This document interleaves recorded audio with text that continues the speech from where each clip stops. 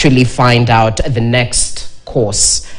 Let's shift focus right now to other matters happening in the capital. And just today, we understand that President Uhuru Kenyatta is set to head towards the Directorate of Criminal Investigations, where the DCI will be commissioning the National Forensic Laboratory, which is definitely in line in terms of ensuring that the investigations and the forensic aspect of investigations are definitely catered for under the DCI. Let's just cross over to my colleague Fred Kagonye, who has more details on this planned launch of the National Forensic Laboratory. Good morning, Kagonye. What exactly is happening right there, and when should we expect the head of state, even as we break down what good tidings might be brought forth by the launch of this National Forensic Laboratory?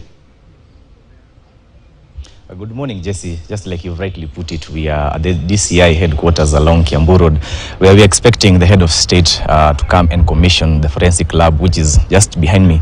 And the president is not yet here, but everything, the preparation are ongoing on well, and we expect him to come here in the next 1 hour or so. But we will keep on watching, and then we will inform our viewers whether when the president does come in, and we'll be coming live from the DCI headquarters. And it's very important that the president is launching this lab today, because the forensic lab will come in handy to help solve the crimes of our days, be it forgery, be it murder, be it the cases of missing people. And the forensic lab has been touted to be very key in helping solve the mystery that has become the discovery of the bodies of unknown men, and in most cases even women. And the reason as to why it will come in handy is because the DNA analysis will be stored from here. So what will happen is, what has been happening rather, is that if bodies are discovered, they take the DNA samples, and then if you as a family,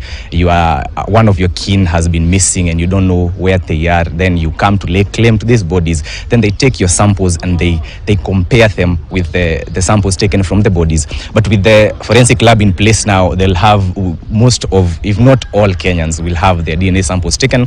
And then if they discover a body, they just take their DNA sample and then compare and do an analysis of the samples that are already in place, because most of us, if not all of us, will have their samples here. So this is just one aspect of what this lab can do, and there are so many other aspects, like for example, when it comes to investigations where there's forgery or signatures or imagery, where there's Photoshop, for example, of let's say a legislator who's being said to be doing this, yet in reality is just